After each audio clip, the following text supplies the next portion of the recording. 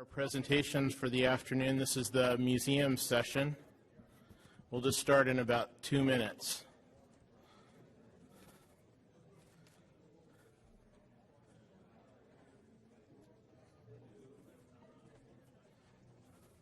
Shall I still wait downstairs? No, you could wait up here.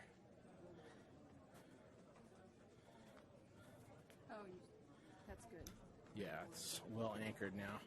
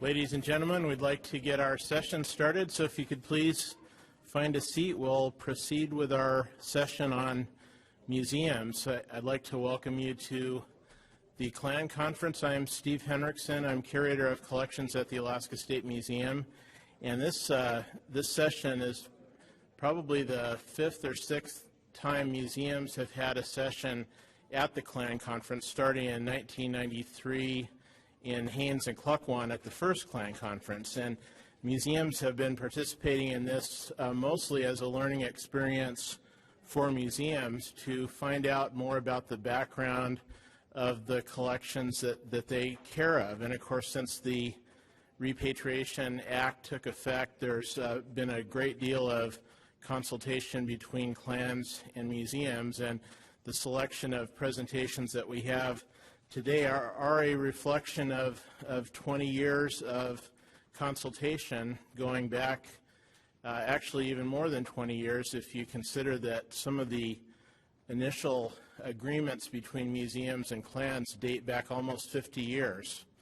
So we have a really diverse group of presenters today. Our first presenter has the distinction of being the person that traveled the longest distance to get to the Clan Conference. She came from Berlin, and we're lucky to have her. This is Tina Bruederlin. She's with the Free University, the John F. Kennedy Institute for North American Studies. She has been doing a great deal of research on Tlingit material as well as other tribes in the collections of the Ethnology Museum in Berlin. And she's been working with some famous old collections from Alaska, the Jacobsen, Schultze, and Krause brothers collections. And that's what she's going to be talking to us about partly today. She is going to be talking about a project that she's been working with the last couple of years with the museum in Berlin. Please welcome Tina Bruederlin.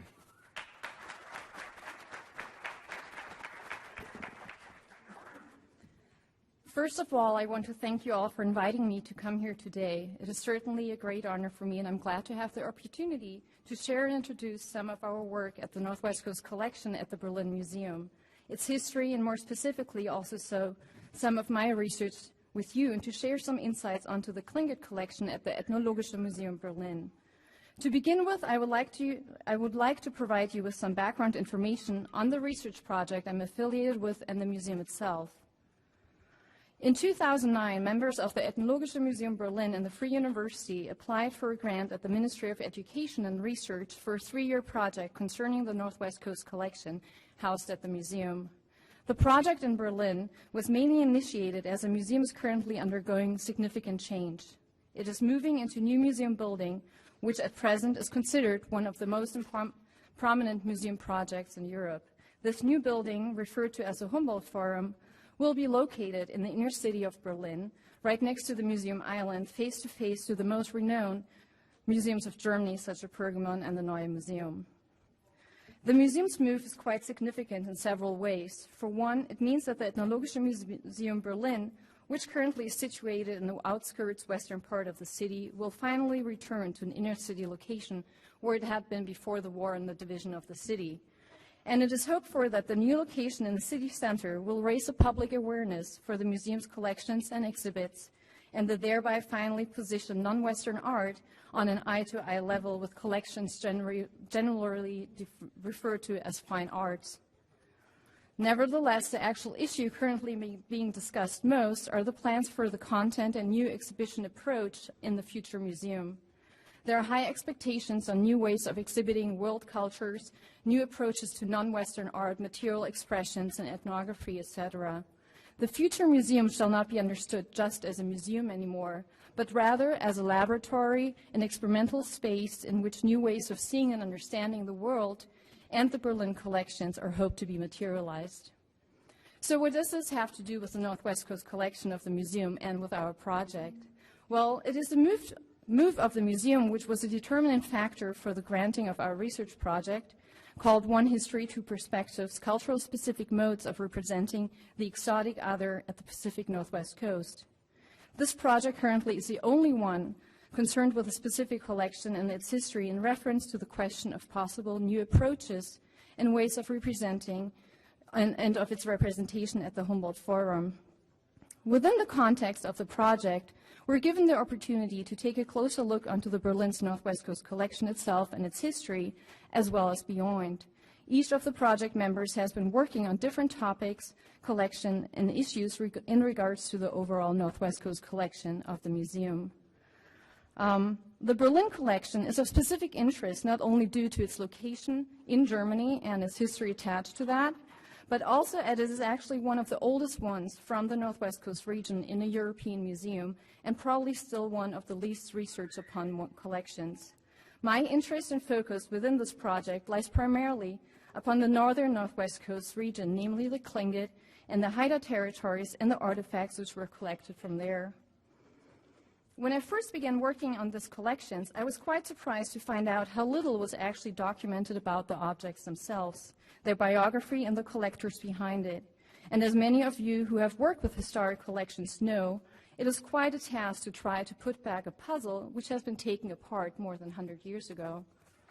Nonetheless, I'm convinced that to be able to work with a collection responsibly in a contemporary context, it is essential to do thorough research on the history, biography, emic perspectives, and the collectors and the protagonists behind the collections, and to tell these different stories.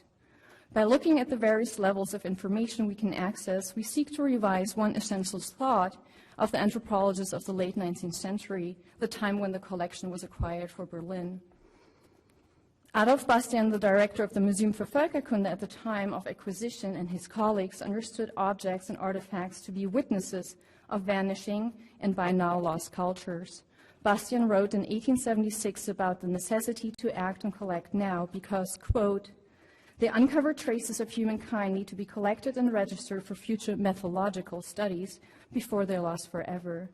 And he and his colleagues then were convinced that by salvaging those objects, they would salvage the key to the understanding of those native cultures and to humankind. However, in this sense, the early anthropologists were misled. Today, we know that material culture expressions might be static in their physical existence, but never in their ideological and symbolic presence, role, or function, as these are constantly changing throughout time.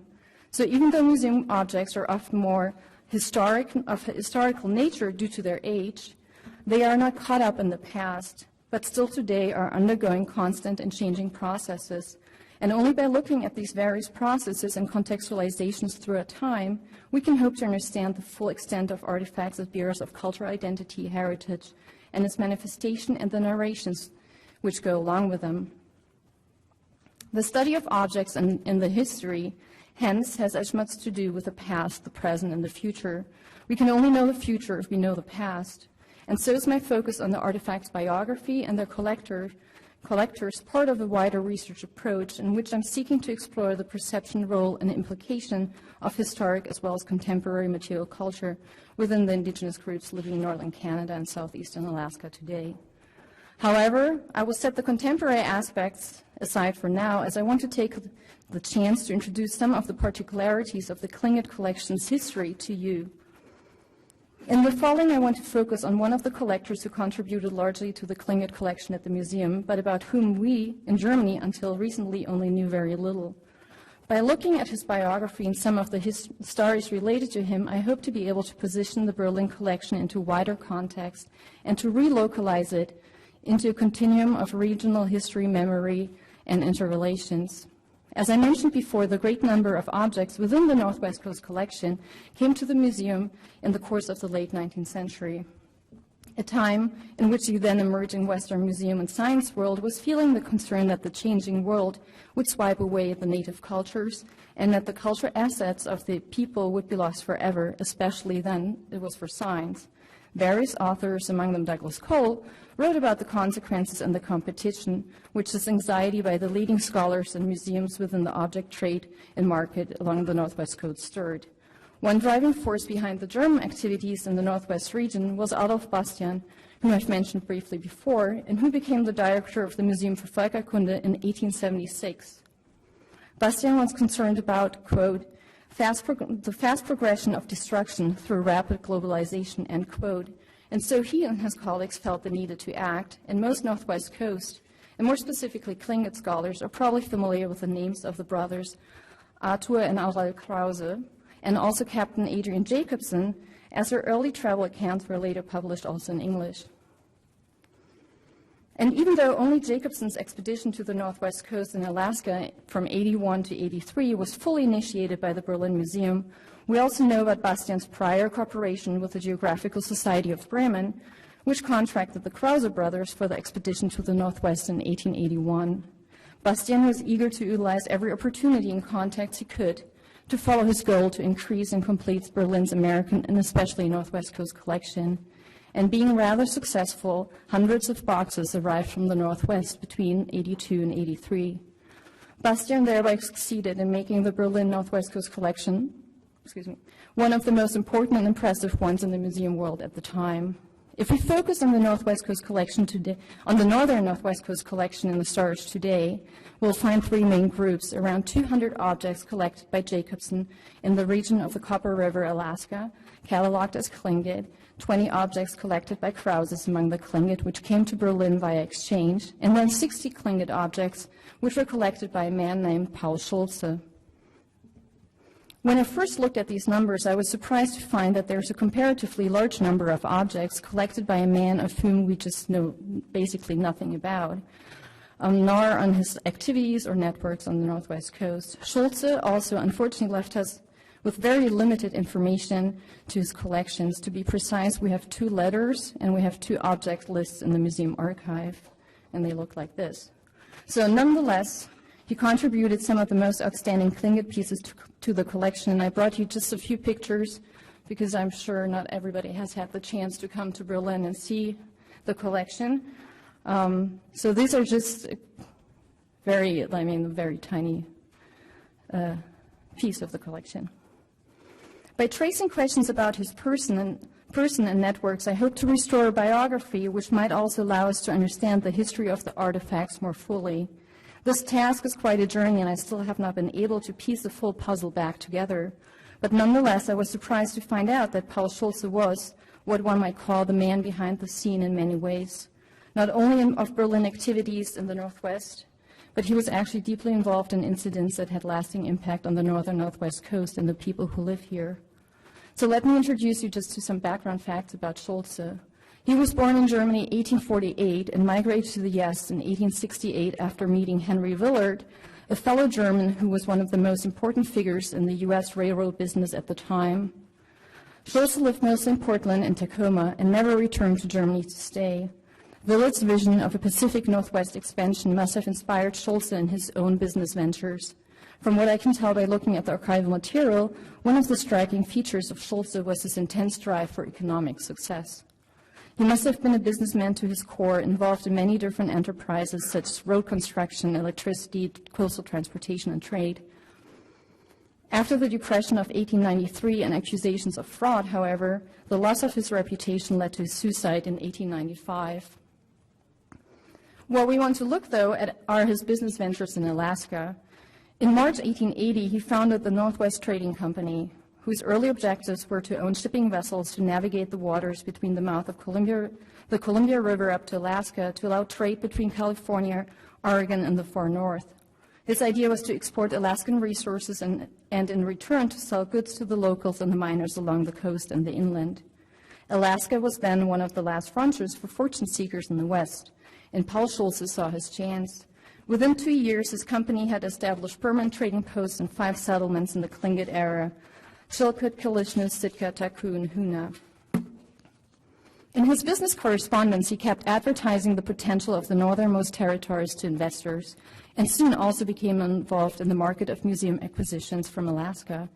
In a letter from Schulze to Bastian, Schulze announced the first arrival of his collection from Alaska to Berlin, thereby again emphasizing the potential of this region, as follows, quote, "I can say with certainty that Southeast Alaska offers a rich field of ethnological and archaeological studies. The circumstances calls for immediate action to secure the resources there.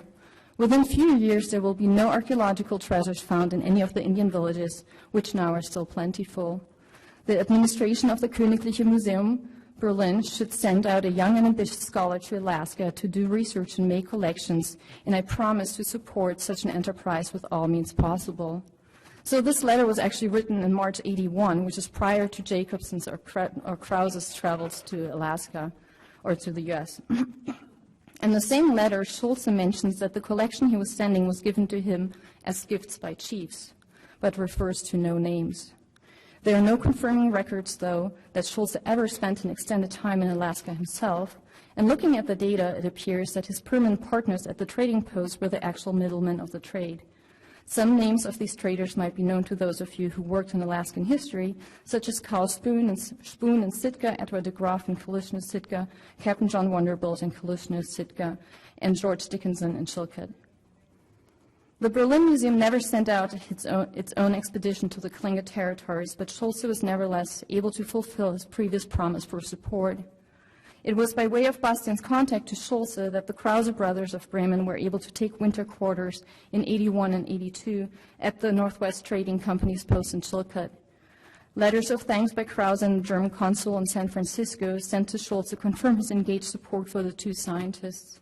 And so, even though Schulze himself never documented background information to his collection, or who gave him the collection, we can take from Krause's accounts that, for example, Chief Chartridge, how they call him, also known as Chief Shortridge, was one of the chiefs often present at Schulze's Northwest Trading Company in Chilkat. While researching the Henry Willard papers again in Harvard, looking for material on Schulze, I came across a file which included several photographs, and one of which I think is actually the oldest photograph in an archive, at least to my knowledge, and I've asked a couple of scholars, and they don't know it better either, but it's one of the oldest photographs of Chief Shortridge himself, showing him here standing in front of, oops. Did I miss? No, I missed, okay, this one is a photograph, sorry. So this one is showing him here standing in front of Schulze's Northwest Trading Company station. Chief Shortridge of the Wolf clan and his family's biography is probably known to most of you, and certainly exemplifies the drastic changes which the Tlingit people had to adapt to in the late 19th century. According to Emmons, Shortridge is said to have been the main antagonist against the intrusion of white traders as early as 1852, forcing the Hudson Bay Company to retreat from Selkirk. However, we also know that Chief Shortridge and his son George later helped the Krause brothers and aided them with their explorations of the region and to get through the winter.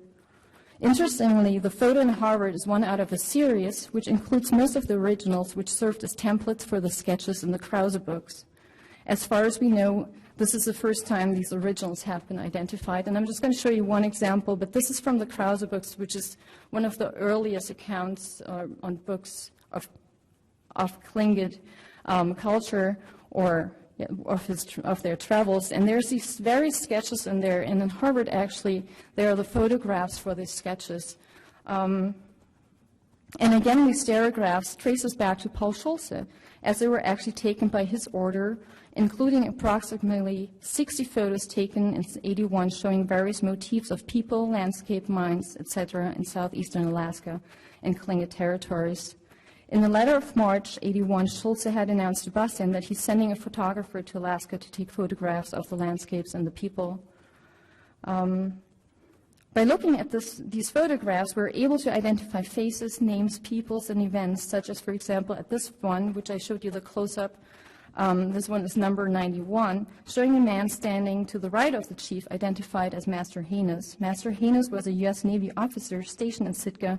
In historical sources document his visit to Klukwan and his meeting there with Shortridge for the 3rd of August '81 to settle, quote, the most serious case of disturbance among the Indians which has arisen since the Jamestown went to Alaska, a dispute between the members of the Raven and Wolf clan. This photo could well be taken at this event, but it's not dated, so we cannot say for sure, but we know the photographer was there at this time. To conclude, I just want to say that the narration surrounding Paul Schulze and his doings can be continued on, and unfortunately I do not have the time here to do so today, but I hope that I was able to exemplify the importance of continuous research on museum collections, their history and biography, and of archival material. It is important to keep working on the piecing together of history, because even though some collections might nowadays be physically detached from their place of origin, such as the Berlin collection, which is far away from here, their study does provide knowledge about relationships and interconnections between people and places, thereby allowing relocalization of collections into wider historic and local contextualization and narrations which should be included into their documentation and into the living memory of the people. So thank you.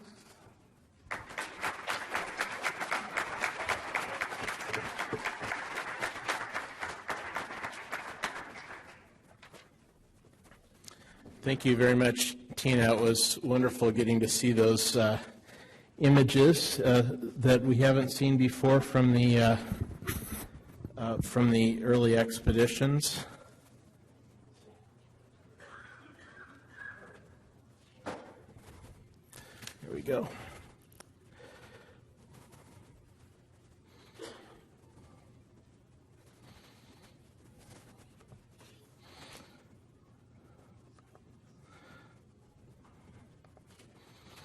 Okay, our next presenter today is Bob Banghart. He's the Chief Curator at the Alaska State Museum in Juneau and also in charge of the Sheldon Jackson Museum here in Sitka. Bob comes to the state museums from the private sector, where he has worked all over Alaska with many different tribes building cultural centers and museums. He's been with our museum for a few years now, starting out as curator of exhibits, and then several years ago he became the chief curator, and he's going to be talking to us today about an exciting new project involving our museum. So please welcome Bob Banghart. Thank you very much. Don't have a full presentation of slides. What I'd like to do in the slide before you on the screen today is of the new State Library, Archive, and Museum building that's being proposed to be built in Juneau. We're at a point in the project where we have worked through some of the mechanics of it, and what you see before you is the building. But what we haven't done is start to populate the interior of the building with the stories of the people of the state of Alaska. That comes next. That's where we're going to be reaching out to the communities all across the state, you, others, everywhere we can find them, to find out what the stories are that have value and give definition to the people that came before us and that are going to come after us.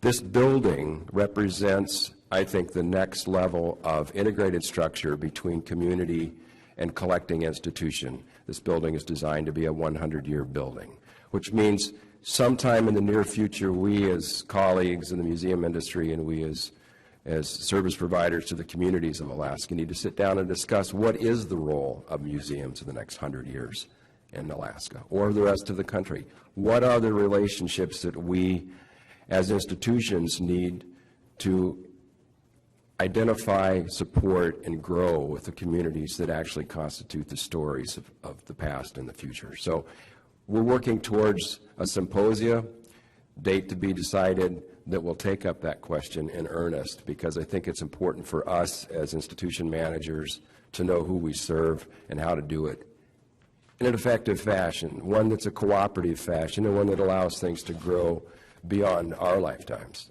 and grow into usefulness for people that we have yet to see populate the earth. In general, the building is about 120,000 square feet. Construction project base right now is estimated to be at $127 million. It's a very significant building. It houses both the State Museum collection, it houses the State Archives, the State Historical Library, and the State Library. So we're bringing three operative institutions now in separate buildings into one facility. What's exciting for us is we're going to be doing that and effectively doubling the square footage that we currently occupy with the same staffing levels, but we seem poised to be able to actually instrument a 15% plus savings in our net cost per operation now due to efficiencies of operation and new techniques in heating and cooling systems. That's important for us because as a state agency, we're subject to budget issues that we sometimes have control over and sometimes don't. So if we can maintain viability and economic factor in how we operate the facility, that means we can put more money into the program structure itself. The building will be unique in the state of Alaska in that it will have two functioning conservation laboratories, one for objects and one for paper. That is a very big step up forward for all parties concerned. We're essentially tripling the collection storage facility in the museum section, which should ensure collection capacity for the next 30 to 50 years, unless we get really active. We're examining the potential expansion. The collection presentation area, the exhibit area, will be increasing about 2.5% from what we currently have now, which allows us to get a lot more stories out on the floor. It also lets us put a lot more space towards interactive processes, meaning where we can set up areas within the gallery spaces for people to work on projects in concert with the static exhibits. It expands the historical collections on the second floor, the archive collections on the second floor. It provides us with a new reading and research and information system library on the second floor. So I think it's going to be a pretty exciting project. It's been very exciting getting to this point, and we are 2 weeks away from final construction documents, which means that if we're looked upon favorably by the legislative process, we could conceivably build or start construction this year. It's a 3-year cycle to build the building, 30 plus some months. It will require the closure of the Alaska State Museum for a period of about 20 months. So we're looking at ways that that's going to impact our service base as well as a couple of other key elements, which is our relationship to the clans who have use agreements with us and how the material can constantly be accessible to them. The plan we have in place right now for moving to the back of the building, this is a view from the east side looking towards the west. The front section is the exhibition library and presentation area, with the side sections on both the left and right being staffing. And what you can see in the very far back is that one perpendicular section coming out to your right, I believe, would be the collection storage vaults that would be built first, and we would evacuate the old building into that. We will be, because of the size of the new building, the available lot we have, the old building will be torn down. We've been working with the Office of History and Archaeology to come up with a mitigating plan that pays honor to the Centennial Building, but nonetheless removes it from the site so that we can make full use of the site that's there. It has been a very interesting process for us as a staff of the Library, Archive, and Museums to work with the architectural team, the state of Alaska, and some of the key players that are involved with the building to come up with the design solutions that not only gave us an operative plant, one that serviced the needs of the collections primarily, and then also serviced the needs of the visitors of the state, and then as a third element, service the tourism industry, and then also make it a viable operative for the staffing that's there. 51 people and having office work available, having their office place in there and having it be a dynamic museum as well as a dynamic research facility. It's been a challenge, but I think the plans as we've got them are going to come to that point. I did not bring footprint of the building interior planning. I've got some brochures over here if you'd like to grab them. I'll set them out on the counter back there. We've been finding that very good cooperation and people recognizing the need for this institution to carry forward. It's had over a 100-year history in the state of Alaska. I've been very fortunate to be driving the bus for the last couple of years. I first came to the institution as a student out of college in '74 with a federal work program, paid $7 an hour to learn about museums, and then I went on to the private sector. So I've been involved with the institution for quite a while, and it's been really an honor to be able to take it forward to the next level of engagement.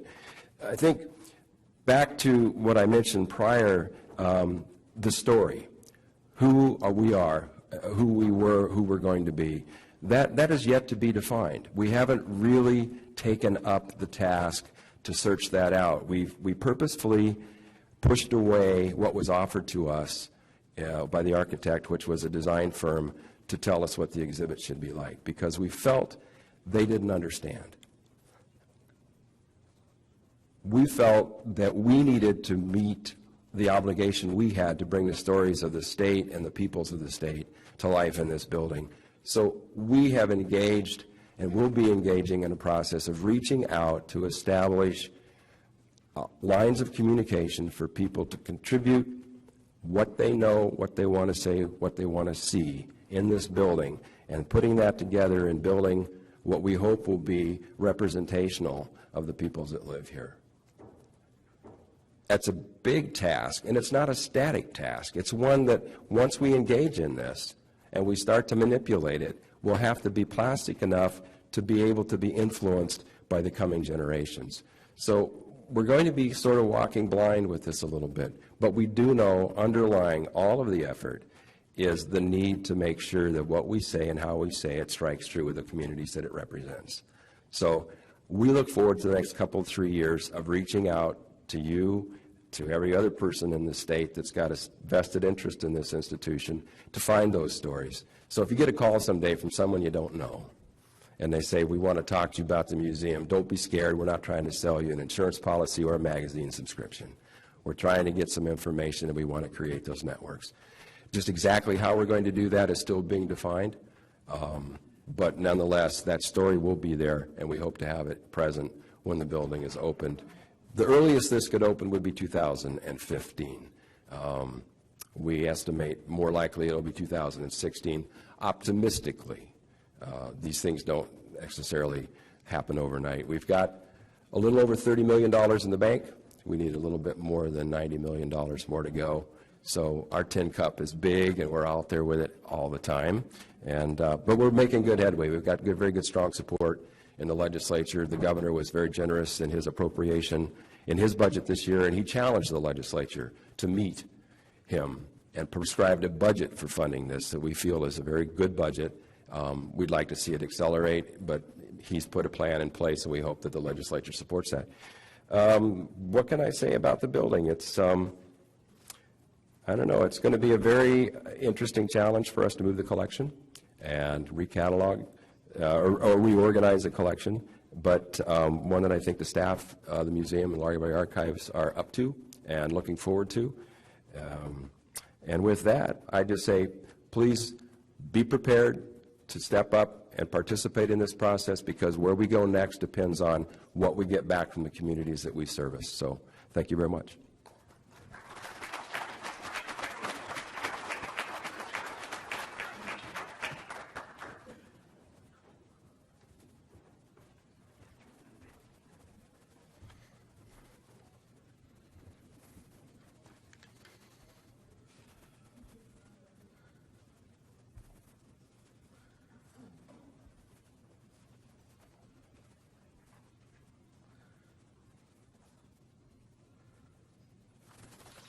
So our next presentation will be presented by someone who you're very familiar with here in Sitka. Sue Thorsen is curator at the Sitka National Historical Park, just down the street from where we are now. And I hope if any of you haven't gotten a chance to visit there before, that you make it a point to do so. And I will also be giving part of the presentation as well. Is Sue here? There she is. Come on up, Sue, please. Sue's been a curator at Sitka National Historical Park for many years, and she will be presenting first about the history of the clan collections and loans there, and then I'll be following up. Sue? So do I punch this to move?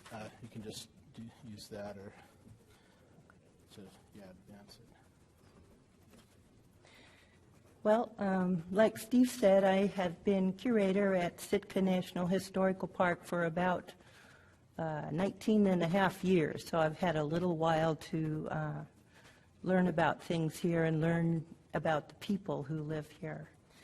One of the things that surprised me and I thought was great when I got to this park was that I learned that the park had these agreements with local clan groups to care for their traditional property, and yet the clan groups themselves were the owners of these things and the directors. So I take my direction from the owners of the traditional property that we have at the park. And if you go to the park, I hope you will if you haven't been there yet, and if you walk into the lobby or into the exhibit hall, about maybe 85% of the things that you'll see there don't belong to us. They are owned by 3 local clan groups.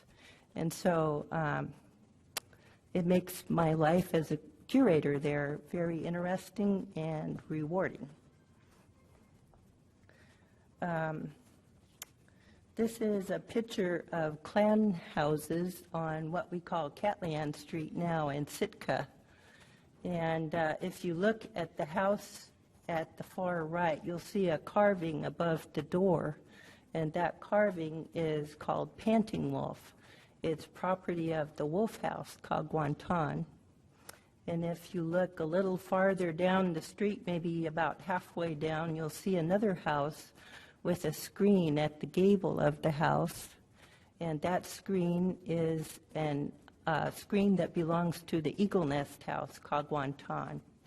And can everybody hear me? I haven't really been paying attention. Okay. Anyway, both the Eagle Nest House and the Wolf House, Kagwantan, are 2 of the clan houses that we have loan agreements with. And those 2 agreements were entered into by the park and the clan houses in I know it was 49 years ago. I can't remember quite what year that was, 63.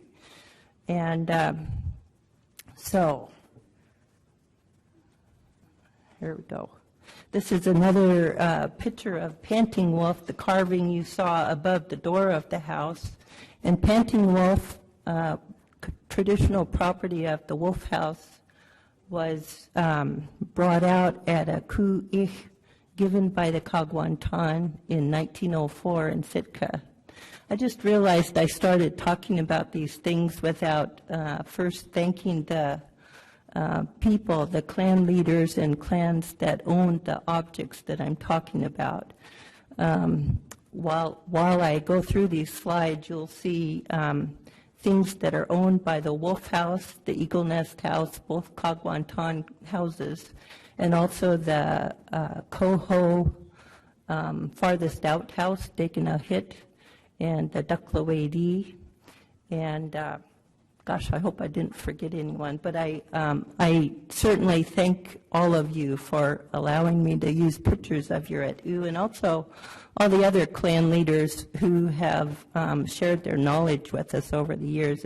It's definitely made a difference in how we manage the park, I think.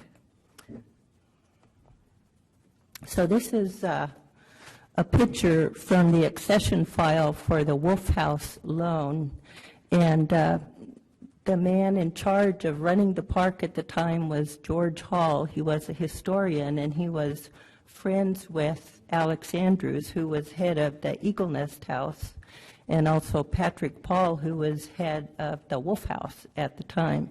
And so between the three of these guys, and maybe more, they knew that the park was going to build a new visitor center here in Sitka.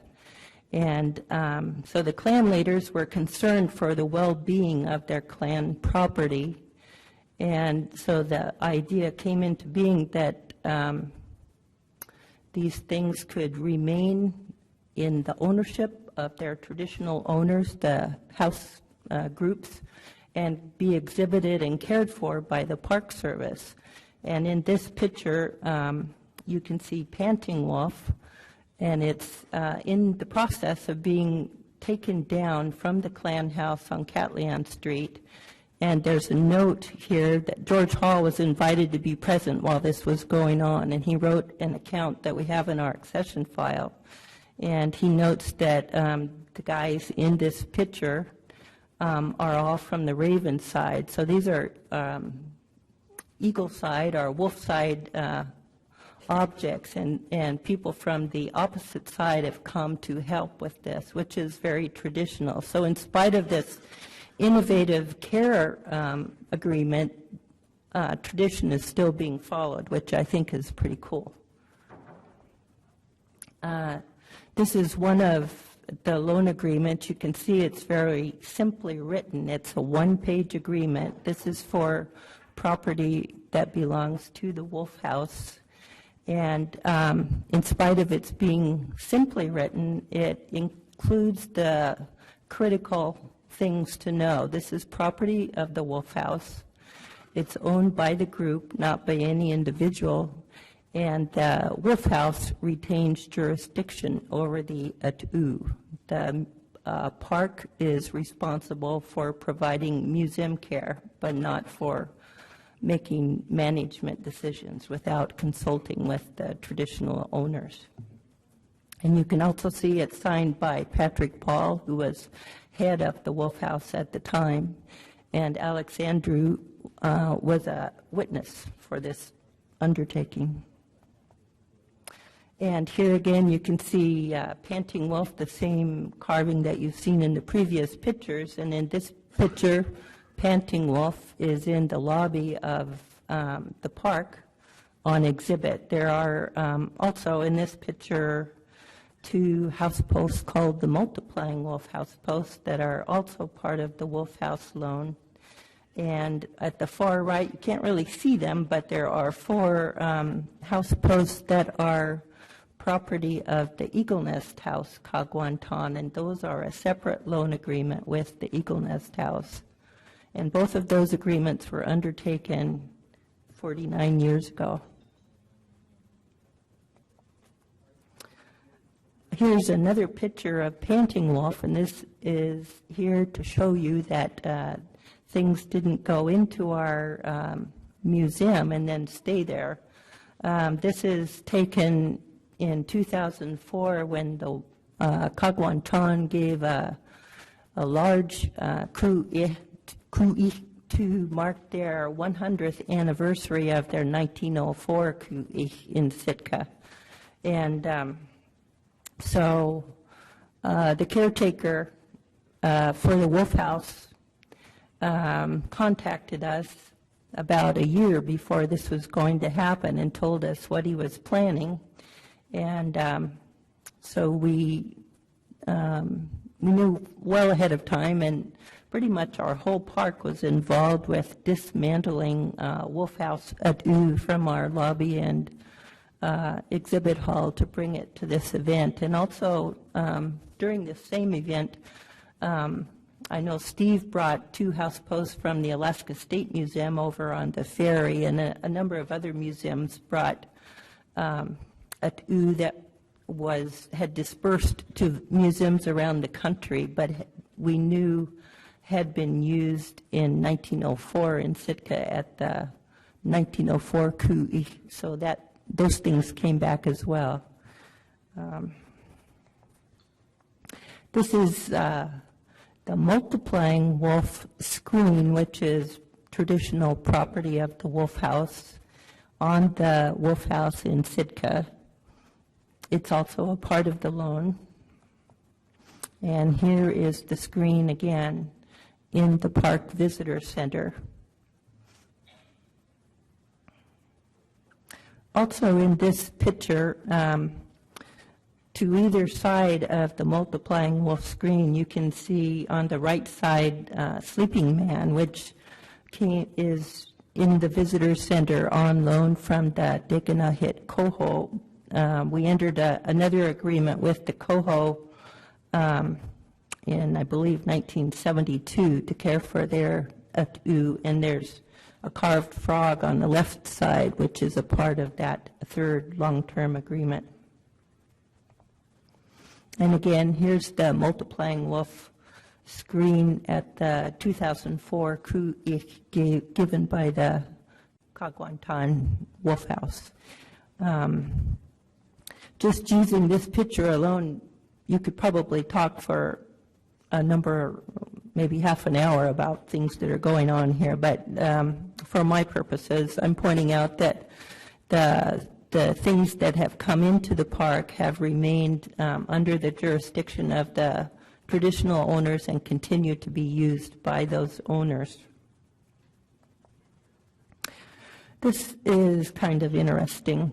These are two postcards of Wolf House At.óow that are a part of the loan that we entered in 1969. And the Park Service has a nonprofit organization that runs all the gift stores in parks in Alaska. It used to be called the McKinley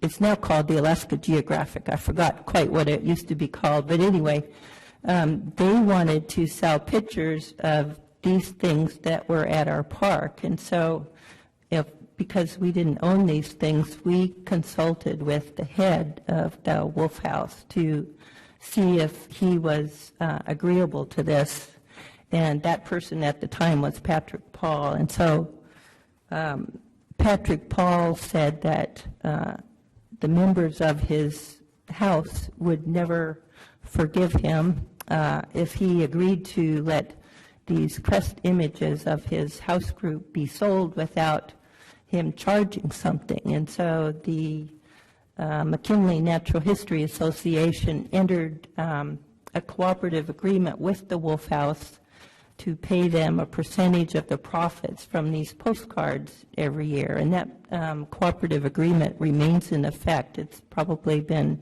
30 years now that they've had this business relationship with the Wolf House.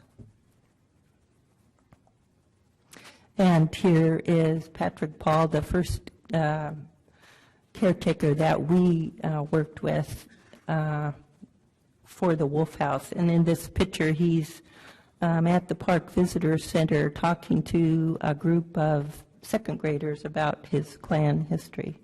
So it has, for us anyway, been a real win-win situation. There's no one who can tell the public about clan history better than the people who made it. This is Alex Andrews, the head of the Eagle Nest House. At the time, we entered a loan agreement with them.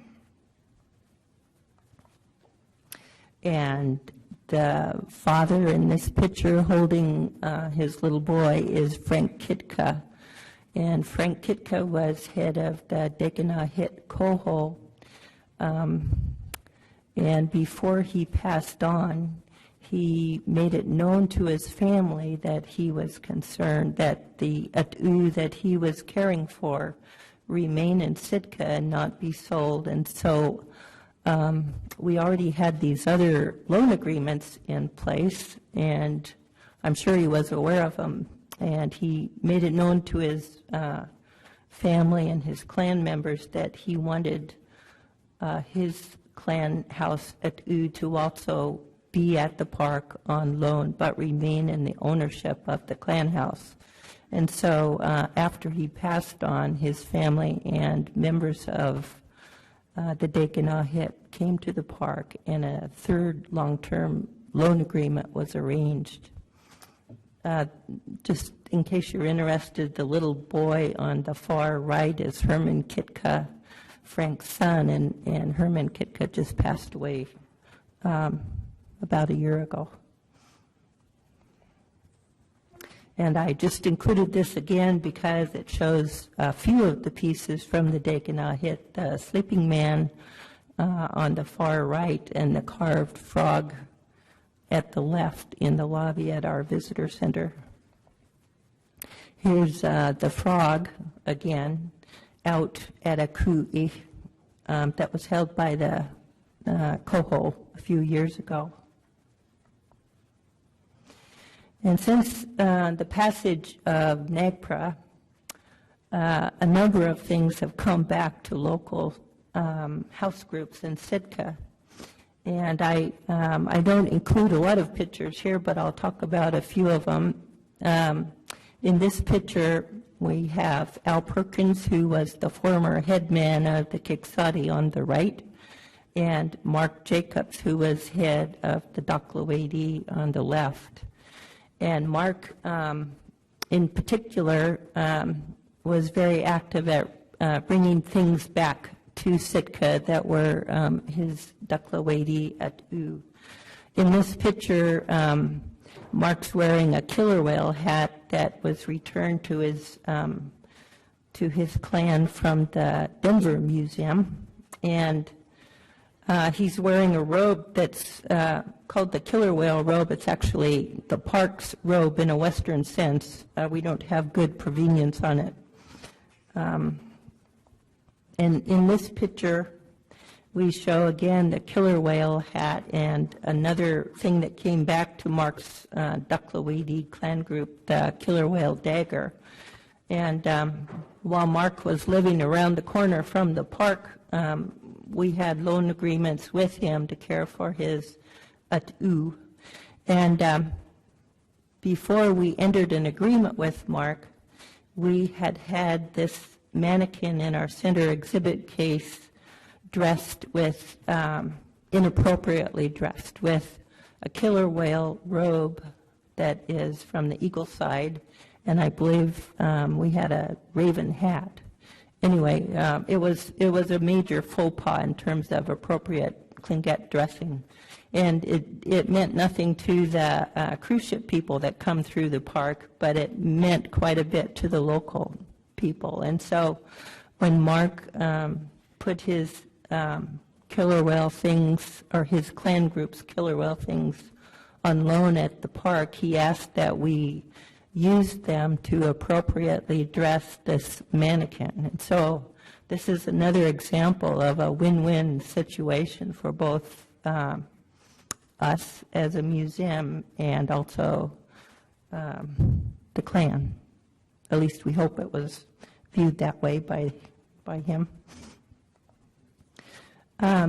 When Congress made Sitka National Historical Park a park, one of the things that we were mandated to interpret was the history of the battle between the Kiksati and the Russians at the mouth of Indian River. And this is an artist's depiction of that battle. The battle had national effects or repercussions, and so it merited national park status.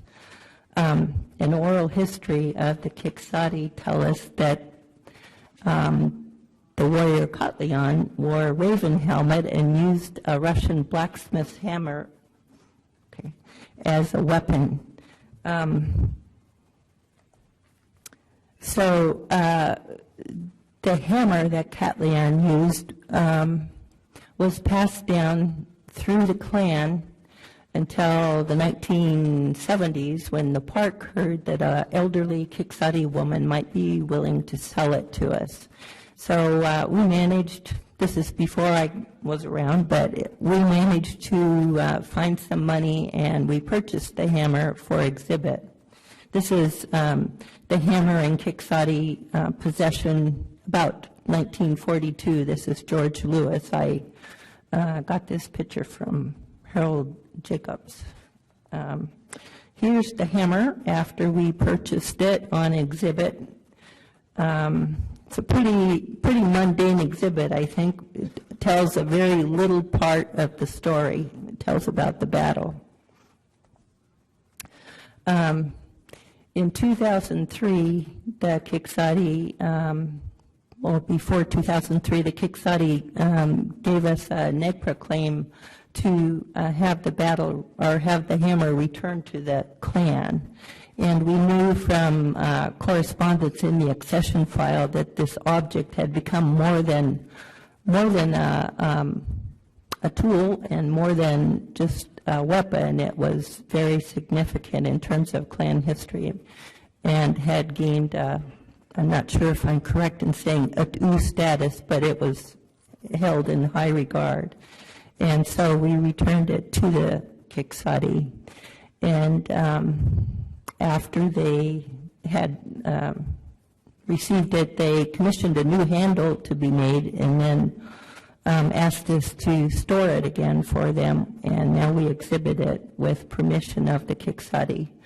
But this is another illustration of how enriched a museum can be by operating in partnership with the people whose objects you care for. These people who claimed the hammer are the people who fought the battle, and this is the story of who they have become. And so I think it's critical that we tell the whole story, not just the story that happened once upon a time.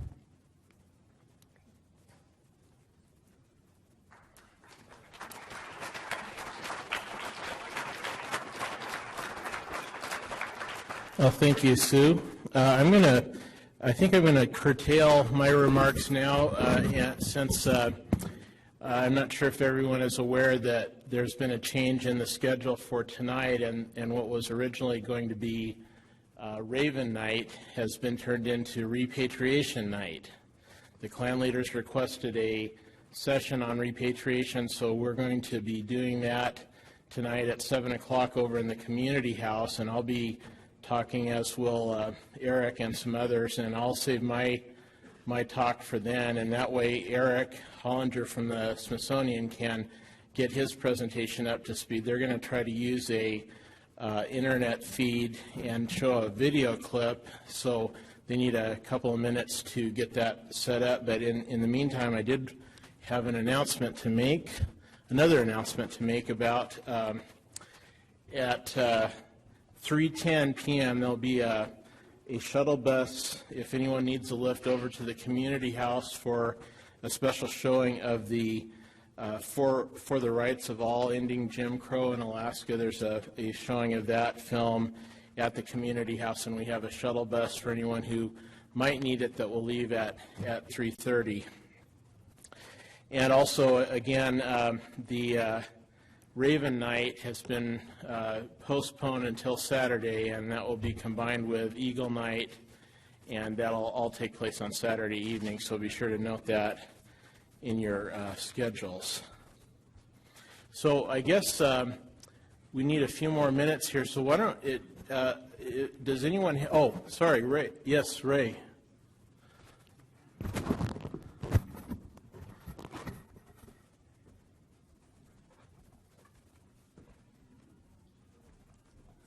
Yeah, I just wanted to point out how the museums of Sitka, especially Steve, Sue, and Bob, and the SCS Museum, how they take care of our items, and they work with us when they know we need something. They go overboard to make sure that we get the items for the parties that we need. So we've been working hand in hand for a great many years, and we hope it keeps on going. I just wanted to take this opportunity to thank the museums, Steve and Bob and Sue and the SDS Museum for taking care of our items and working with us. Thank you very much.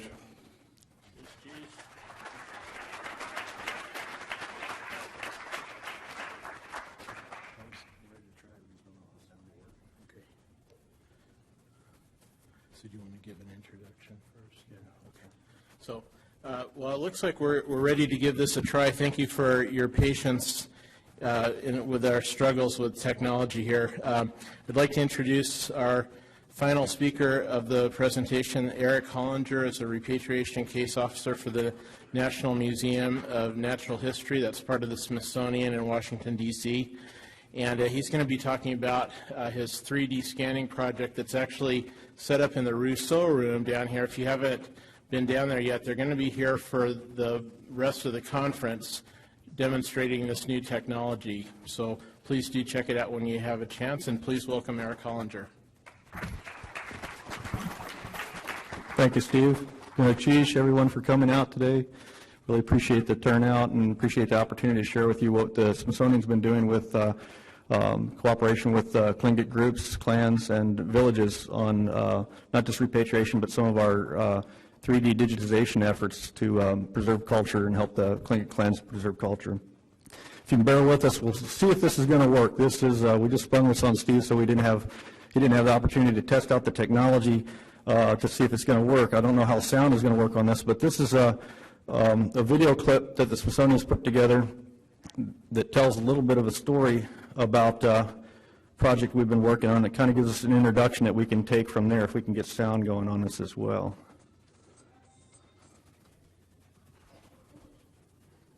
I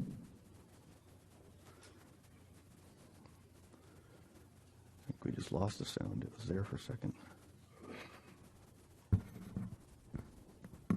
It's buffering. It's thinking. Oh, we have your mobile mic too. And we're using the wireless connections here. So hopefully it won't keep doing that.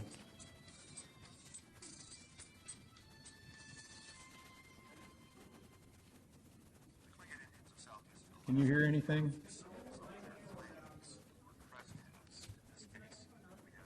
Yeah. Can't get any sound coming out of the laptop here.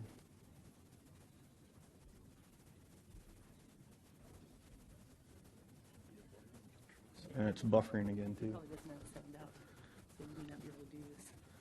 There was some weak sound coming from here. But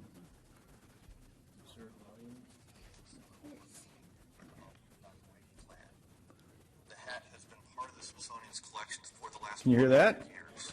All right, let's start over. How about that?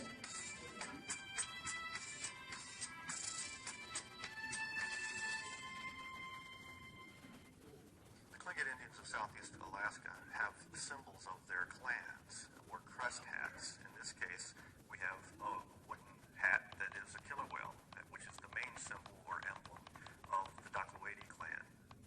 The hat has been part of the Smithsonian's collections for the last 100 years. The clan leader requested repatriation of the hat, and the museum returned the hat to the clan in 2005. The new clan leader who inherited the hat, Edwell Jr., brought the hat back to the Smithsonian and allowed it to be laser scanned so a replica could be made and displayed here in an exhibit to tell the story, while the original hat remained in Alaska for use in ceremonies as it was originally meant to be. The 3D laser scanner uses a laser to record the three-dimensional location of multiple points on the surface of any given object. We're able to bring that into our CAM software, which essentially gives us Is the sound too weak for you? the machine that actually does the cutting work. And moving from a large I can't bend the microphone at all, really. towards the finished surface of the final replica, we use a series of tools. We use a large tool initially. So the 3D data that was collected on the hat is converted to a milling machine. Surface, the Smaller and smaller bits are used to carve the hat. cutter needs to be, because we're more concerned with reproducing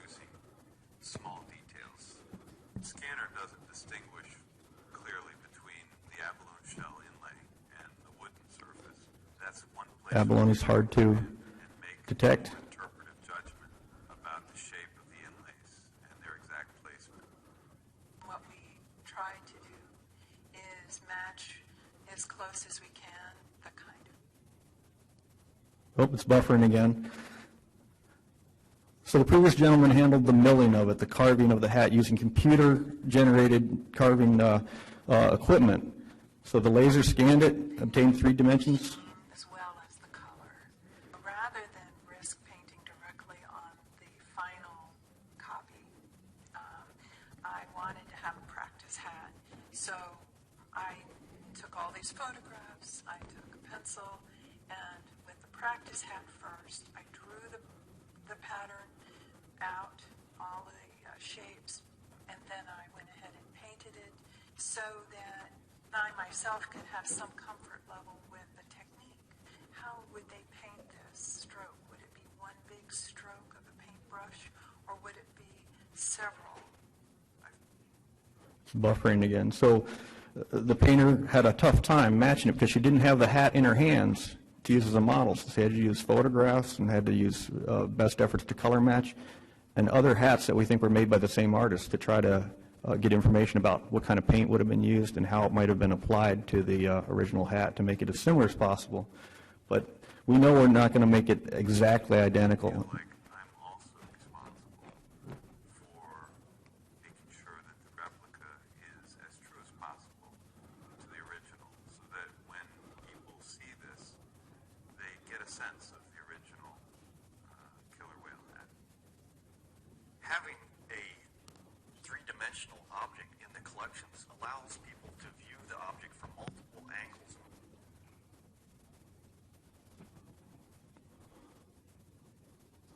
As I was saying,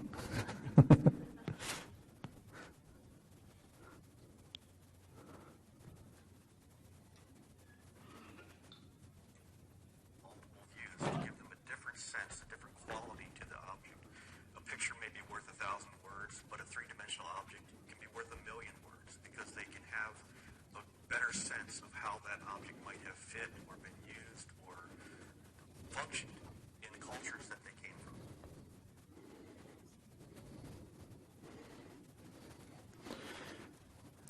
so that's the rough cut video clip that Edwell just approved to, because he had never seen it before until just now, to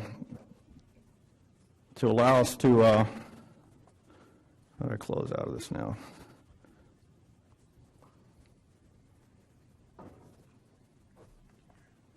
There we go.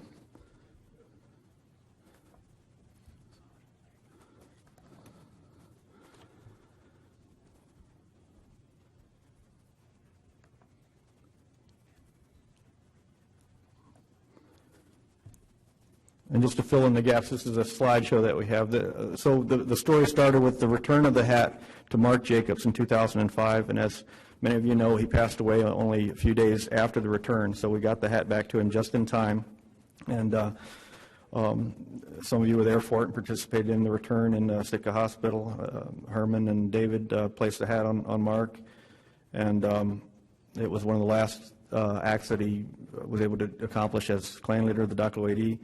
A couple years later, Edwell John, as he became clan leader of the .óow, brought the hat back, and Edwell is a computer guy. So he knows about computer technology and its potentials and had worked with us enough to understand a little bit about what we were capable of, and we were interested in pursuing a pilot project to see how it could be used to preserve technology for the future. Edwell, would you like to? Edwell John, clan leader of the .óow, and Harold Jacobs, Mark Jacobs' son, who also pioneered the the repatriation request for the clan. I'll turn it over to you guys.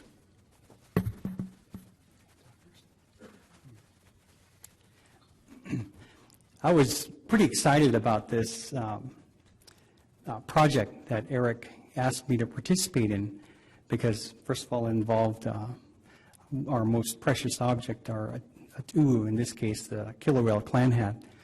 And when I went down to Washington, he explained the project to me, and he said we can take a clan hat or an object, and he showed me different objects like a crescent wrench, a rattle that had the beads inside, and he said we could duplicate this with this technology that we have. And I was pretty excited since I teach technology. I thought that was pretty exciting for me. So he introduced me to the process, and I had this clan hat down there at the time, and he said, "Would you like us to scan this?" And it's a pretty high-tech process. It's laser scanning, and I don't know if I'm going to step out of bounds now because I'm not too familiar with the whole process. And Adam down here and Carolyn down here are also part of the project, along with Eric, in taking an object and scanning it. It's not like scanning a piece of paper. You can actually scan in 3 dimensions. Again, I may be getting out of line with the technology people, but this was presented to them down there, and the result of that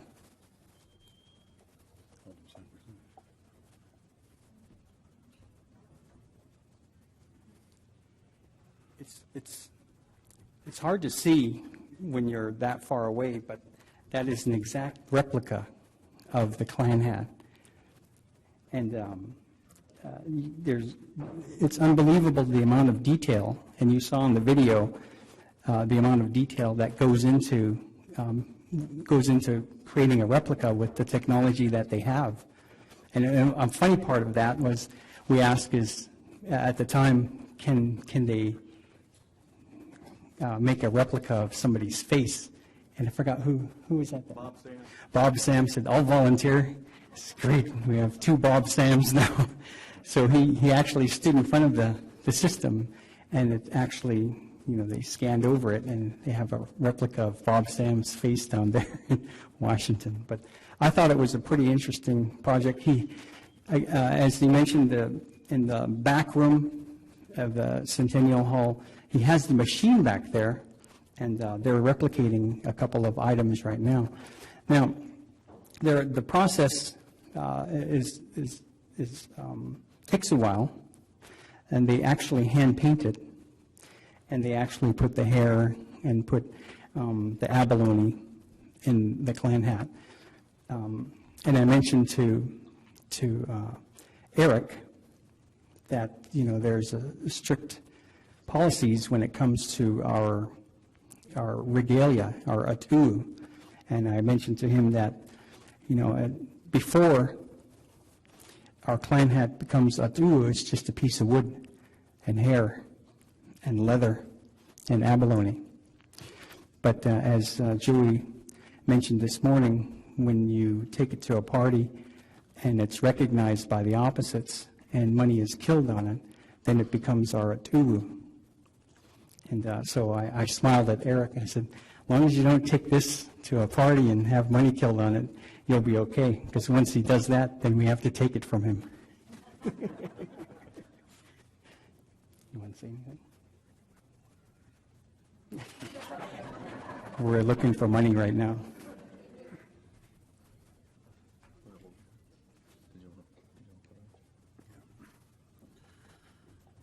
The original hat was made by my great-great-grandfather, At.óow. He made another hat that's in the care of Edwell as well. I don't know if this is this human hair in here or white man's hair? Asian woman's hair. Okay.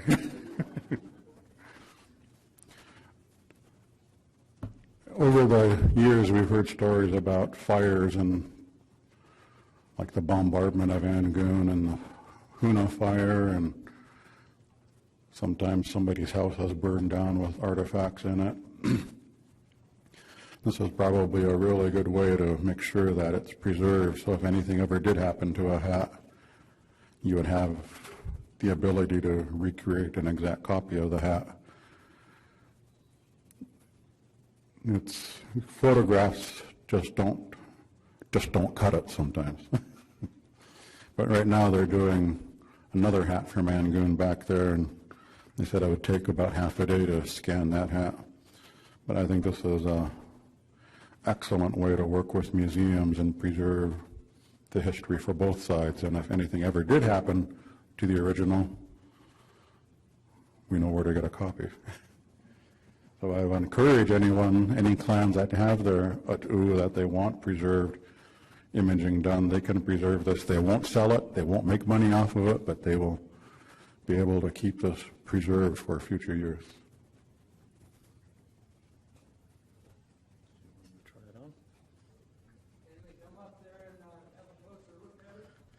We'll actually, if it's all right with Edwell, we'll hold the original hat with the copy in the Rousseau room where we have the scanning going on, so you can look at them a little more closely and compare and see the whole process in action. We aren't doing any of the reproduction making there. We don't have the milling machines there, but we have the scanning equipment in there and the data recording equipment in there.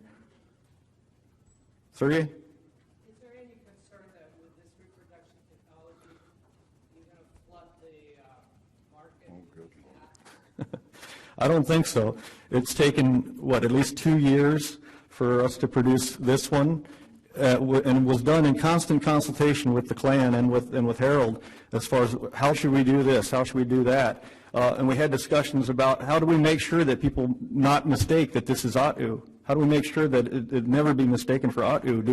Do we make the copy where there's no hole for the head, so it can never be worn? Do we, it's the first project where we've ever done something like this, so we had to explore a lot of new ground. And some of that may differ clan by clan, object by object.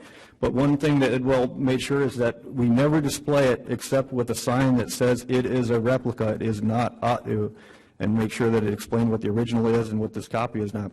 Someone with this technology doesn't have the moral and cultural values that you guys have to do that. It's possible that in the future, as this technology becomes more common and more easily available to lots of people because it's getting cheaper, and it may be that 10 years from now you all have a desktop 3D printer, that it could be done. And that's another reason why the clans need to keep control of it. And what we're all offering is that we're willing to scan these for security purposes to help you preserve these. And we will not do anything with them unless explicitly authorized in writing by the caretaker of the clan to, say, use it as part of a web exhibit that educates people about the clan, or make a copy or a 3D print. And that's something, the 3D printing, that we didn't talk about. Once you have this data collected,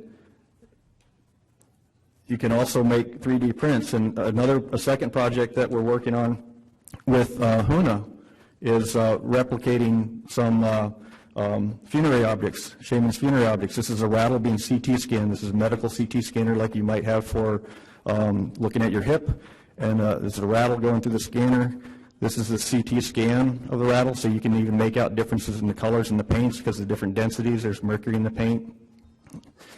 This is the inside of the rattle where you can see the actual beads there. So we can't see the beads at all from outside this rattle, but here you can see that they're actual beads, probably steatite beads. And that can be 3D printed, almost like Carolyn is the expert with the 3D printing, but it's essentially a machine full of powder, and an inkjet printer goes back and forth and just lays down resin in there, and it hardens into this form. And you blow away the loose powder that's left, and you can see the rattle looks almost exactly alike, and it even rattles. It even makes a rattle. And then she paints it to make it look just like it. And we have this copy in the room for you to see what the technology can do to demonstrate it.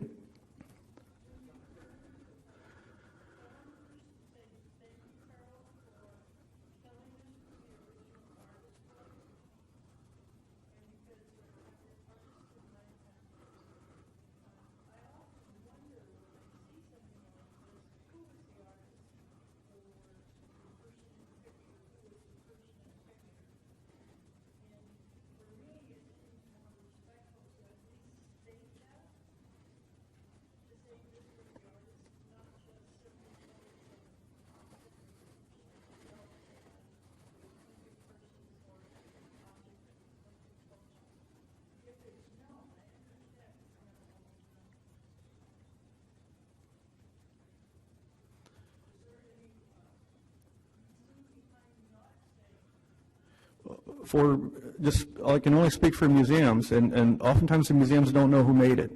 But when people like the clans come forward and experts come forward and can share that with us, oftentimes that's something that when a museum exhibits something or puts it on the web, they should do that. If the Klan wants you to put the maker on there and the history of it, that's something that the museum should be willing to do.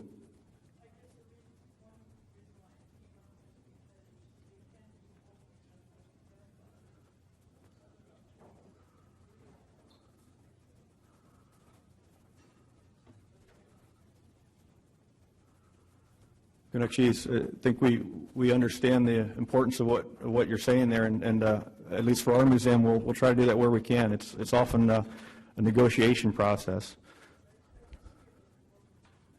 Yes, ma'am.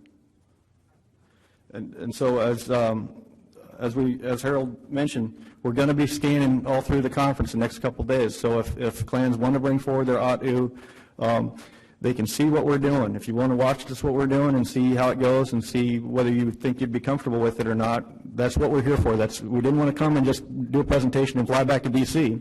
We wanted to stay out here and show you the technology, make it available to you, and let you kind of soak it in and think about this, because clan by clan, there may be different ways that you think would be appropriate for its use for your clan. This can be used to make repairs. This can be used to take broken hats that are in museums that you can't really take back and don't want to repatriate because they're broken and they're unusable. And with the 3D technology, you can actually make repairs in 3D and then make a new one that's in better condition originally, and maybe leave the old one retired or something like that. But there's just an endless number. It's just a tool. It's just a tool. And as Sergey commented, tools can be abused by some people unethically. We're advocating ethical uses of it, and we want to demonstrate by this project and future projects with you right ways to do it, by doing it first the right way, and have people point to that as the right way. And if people do something or drift from that, then you can point to it and say, that's not the right way. Look to the way the Smithsonian did it with the Doc.óow and with Una. And so that's the best guard we have right now to keep people from doing the wrong thing with it, by trying to demonstrate the right thing first. So we want to make ourselves and our technology available to you throughout the conference, and so please come see it. And if you have At.óow that you're interested in trying to have us document for security for you, then please bring it forward. Joey? What size of objects are we able to scan? Where is the largest object? I'm going to turn that over to our scanning experts, and I want to introduce Adam Mettello from the digitization program of the Smithsonian. He works for the entire Smithsonian, not just the Natural History Museum like me. And Carolyn Thom, who works for the Office of Exhibit Central model making shop that produces exhibits for the entire Smithsonian. And they're the experts on the technology. I'm just the liaison with you. Hello. We can scan here now with our current laser scanner objects about the size of this hat, maybe a little bit larger, because we're trying to make sure that we scan a few different objects to exemplify how the technology could be used in a few different ways. But we have other scanners that can scan entire buildings, large canoes. We can use cameras to be able to photograph objects and actually create 3D data from two-dimensional imagery. And that doesn't necessarily even have a limit in scale. So you could take pictures of mountains and be able to get 3D data that way as well. That must be a pretty good size, because I know you did what's his name's face. The next question is, I know there's a lot of artifacts out there that are so old that they can't be used anymore. Would that be available to some of the clan leaders to have some of these artifacts done, and what would the cost be so that these artifacts can be brought out as shadows? Because the other artifacts are, as we would say, put on life support and can't be really used. Would that be available? We'd love to talk about those types of collaborations. I think that's what this visit's all about. We can sort of exemplify the potential here and now, and then we can talk about how to really get down to specific projects and collaborations in the future. Yeah, we're almost out of time, but we want to take a question from Herman.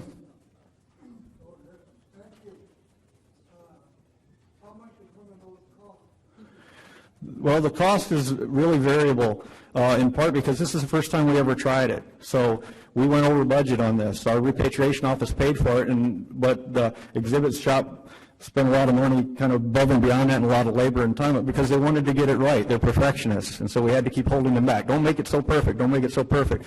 So it's going to vary object by object and case by case, and materials, 3D prints are going to be different from the routing machines. A 3D print might be cheaper.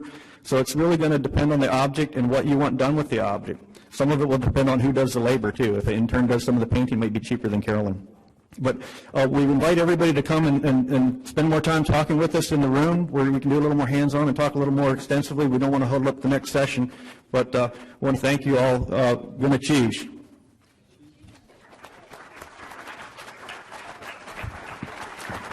Thank you, Eric, and thank you to our other presenters very much. And I just wanted to mention that the bus leaves in 2 minutes over to the community house that's right in front of the building. Thank you very much.